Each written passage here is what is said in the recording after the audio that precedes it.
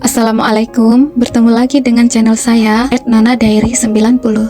Apa kabar sahabat yang dicintai Allah semuanya? Semoga sehat selalu dan sukses. Pernahkah sahabat semua melihat seorang istri yang sangat mencintai suaminya, meskipun dia tidak tahu suaminya di mana, masih hidup atau sudah tiada, sudah menikah apa masih setia? Ini kisah seorang wanita yang bernama Atikah. Selama 32 tahun, menanti kepulangan sang suami. Namun, apa yang terjadi setelah 32 tahun menanti? Atikah seorang gadis desa yang sangat lembut dan penurut dengan orang tuanya. Pada suatu hari, datanglah seorang tamu dari desa sebelah untuk meminang Atikah menjadi istri untuk anak angkatnya yang bernama Nasir. Nasir adalah seorang pemuda dari sebuah pulau yang sangat jauh. Dia mengadu nasib ke kota untuk mencukupi kebutuhan dirinya dan keluarganya di kampung. Namun, sesampai di kota, Nasir tidak mendapatkan pekerjaan dan hidup tidak menentu di kota tersebut. Kadang dia mampir ke masjid saat waktu sholat tiba untuk mandi, lalu beribadah, dan tidur sebelum kembali mencari pekerjaan. Suatu ketika, dia sedang tidur di teras masjid. Dia dibangunkan oleh takmirnya karena lantainya hendak dibersihkan. Saat itu, ada seorang laki-laki yang sedang dalam perjalanan juga mampir untuk sholat. Dan Nasir yang membawa serta tasnya yang berisi pakaian menarik perhatian laki-laki tersebut. Lalu laki-laki tersebut pun menanyakan hendak pergi kemana Nasir. Nasir pun mengatakan bahwa dia datang dari sebuah pulau yang jauh dan hendak mencari pekerjaan. Namun sudah seminggu dia tidak juga mendapatkan pekerjaan apapun. Laki-laki itu pun menawarkan agar Nasir ikut dengannya karena dia memiliki usaha kuliner di tempat tinggalnya yang kira-kira hanya 2 jam perjalanan dari kota besar itu. Nasir pun ikut dengan laki-laki tersebut. Sudah hampir setahun Nasir ikut dengan Pak Zul, laki-laki yang bertemu di masjid itu. Pak Zul sangat senang dengan Nasir, karena Nasir seorang pekerja keras dan taat beribadah. Nasir pun terpikat dengan seorang gadis di kampung sebelah. Lalu dia mengatakannya kepada Pak Zul, yang sudah menganggap Nasir seperti anak sendiri.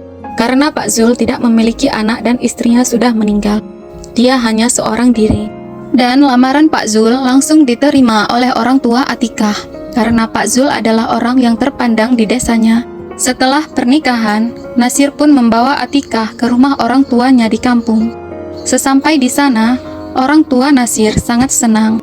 Namun hanya 3 bulan di kampungnya, Nasir memutuskan untuk menjadi tenaga kerja asing ke negeri tetangga, karena di sana ada pamannya yang bekerja sebagai mandor kelapa sawit. Dan Nasir membawa serta istrinya ke sana. Selama setahun di negeri orang, Nasir dan istrinya hidup bahagia, tinggal di rumah perkebunan. Namun setelah 1 tahun, Atikah mendapat sepucuk surat dari orang tuanya bahwa neneknya yang selama ini sangat menyayanginya, sakit keras dan selalu memanggil-manggil nama Atikah. Atikah mulai bingung dan ingin segera pulang menemui neneknya, dan suaminya pun setuju untuk pulang mengantarkan Atikah ke rumahnya. Sesampai di rumah, Atikah pun tidak tega meninggalkan neneknya yang sudah berbaring lemah, tidak bisa berbuat apa-apa lagi. Sudah seminggu Atikah di rumah orang tuanya dan mengurus neneknya yang tidak mau jauh darinya. Sementara itu, Nasir mau kembali ke kampungnya sebelum balik ke negeri seberang.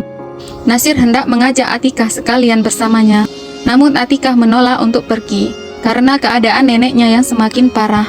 Pak Zul yang saat itu datang untuk menjenguk neneknya Atikah ikut menasehati keduanya.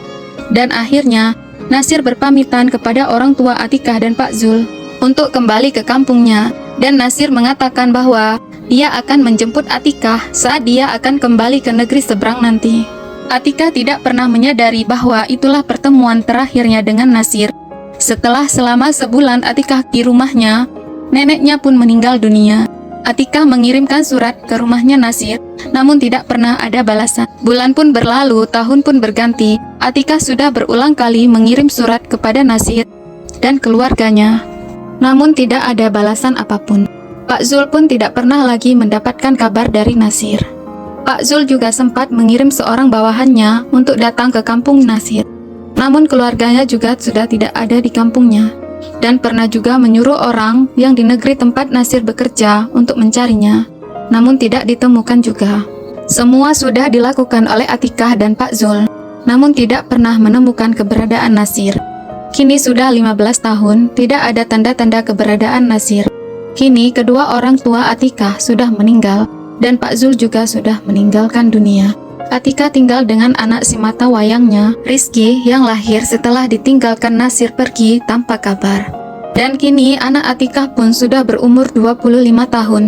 Dia sudah waktunya menikah dan tinggal di rumah sendiri dengan istrinya. Kini Atikah benar-benar tinggal sendirian. Selama 7 tahun Atikah kesepian. Setiap anak dan istrinya datang ke rumah, Atikah selalu menceritakan tentang kebaikan-kebaikan suaminya dan tidak pernah sekalipun menceritakan keburukannya.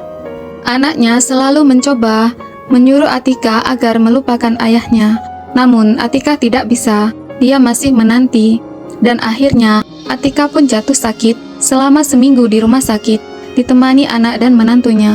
Akhirnya Atikah menghembuskan nafas terakhirnya. Keinginannya untuk bertemu dengan suaminya pun sudah sirna. Setelah setahun kepergian Atikah, anaknya pun mendapat sebuah berita dari mantan karyawan Pak Zul bahwa dia bertemu dengan Nasir di ibu kota.